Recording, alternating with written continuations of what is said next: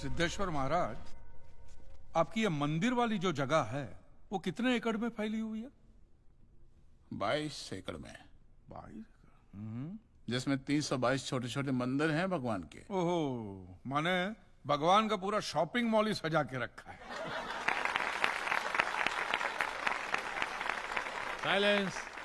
और इन सारे मंदिरों में भगवान की सेवा के लिए 142 पुजारी हैं, समझा? आपके मंदिर के बाहर भिखारी कितने बैठते हो पता है आपको? क्या?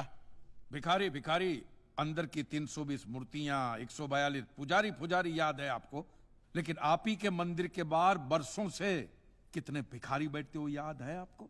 मिलॉर्ड, इनके मंदिर के बाहर जो भिखारी बैठते हो उसमें किसी को भी मंदिर के अंदर एंट्री नहीं है। अब धूप हो बारिश हो बाहर सड़ते रहने का, अंदर पैर नहीं रखने का। ना मत कहना, ये आप ही के मंदिर के पुजारी ने मुझे बताया था। उसने तो मुझे ये भी बताया था महाराज कि कांजी भाई, ये केस अगर आपको जीतना है ना भैया तो हर सोमवार को आइए। तो मैंने पूछा मिलॉर्ड कि मैं कहाँ हूं? तो कहते हैं शिव जी के मंदिर में आइए और 1 लोटा दूध चढ़ाइए, फिर देखिए। मैंने बोला ठीक है, ये भी करके देख लेते।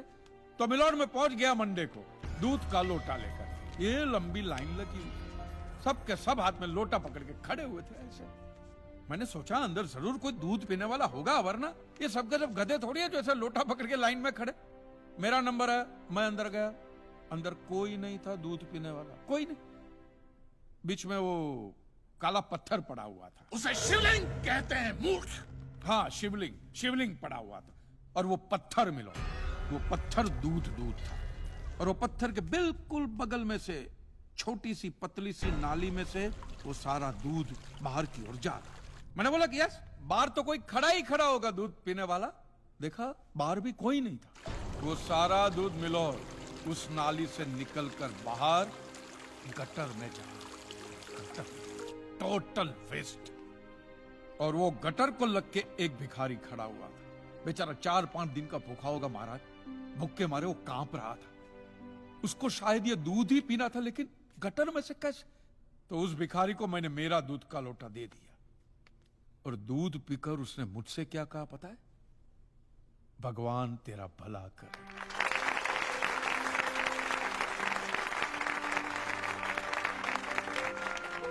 तो मंदिर में आने वाला एक एक इंसान वो पत्थर पे दूध डालने के बजाय किसी गरीब के पेट में डाले ना तो सबसे ज्यादा पुण्य मिलेगा, नहीं?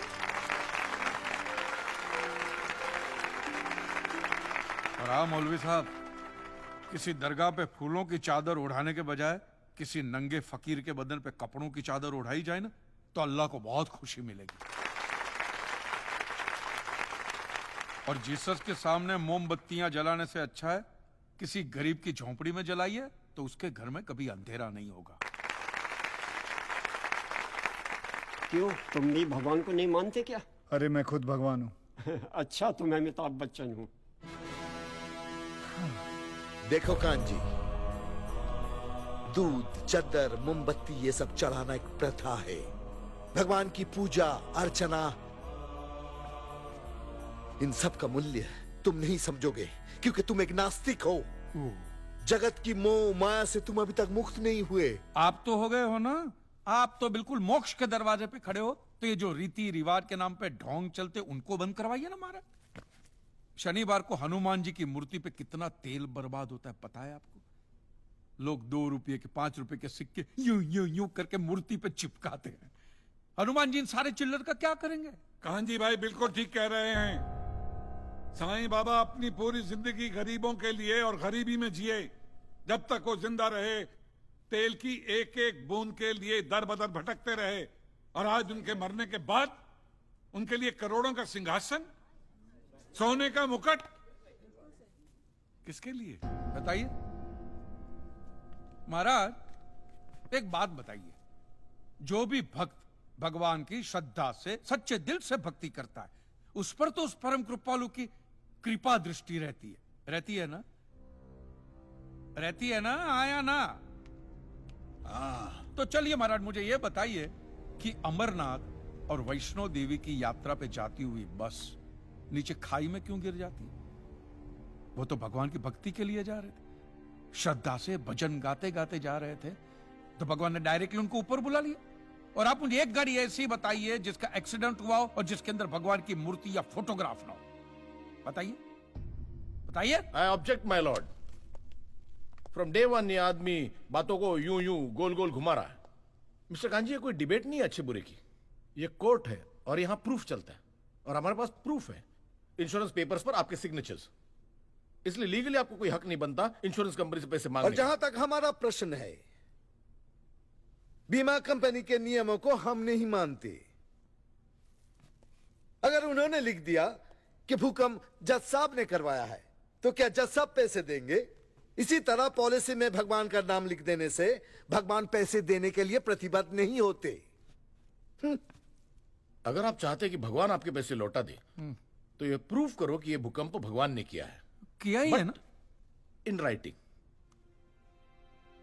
है, कहीं लिखा हुआ तुम्हारे पास है? Any proof? मिलॉर्ड, ये mister kanji, court of law में सिर्फ दलीलों पर फैसले नहीं होते। आपकी दलीलें, आपके आर्गुमेंट्स आम जनता के लिए कितने भी वैलिड क्यों ना हो, लेकिन अगर आप उन्हें साबित नहीं कर सकते हैं तो उनका कोई मतलब नहीं। आपके पास कोई सबूत है? No my lord. In that case ये अदालत आपको 1 महीने का आखिरी मौका देती है। अगली डेट पर अगर आप सबूत नहीं पेश कर सके तो I am afraid you will have to rest your case and all others. Court is adjourned for the day. Relax. अगली बार इस कोर्ट में नजर आया ना तो मानहानि का ऐसा केस ठोकूंगा, पहने हुए कपड़े भी उतर जाएंगे।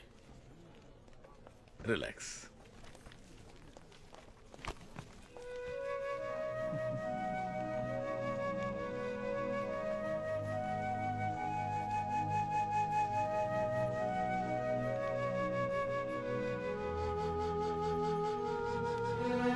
अब आप क्या करेंगे? राइटिंग में प्रूफ कहाँ से लाएंगे?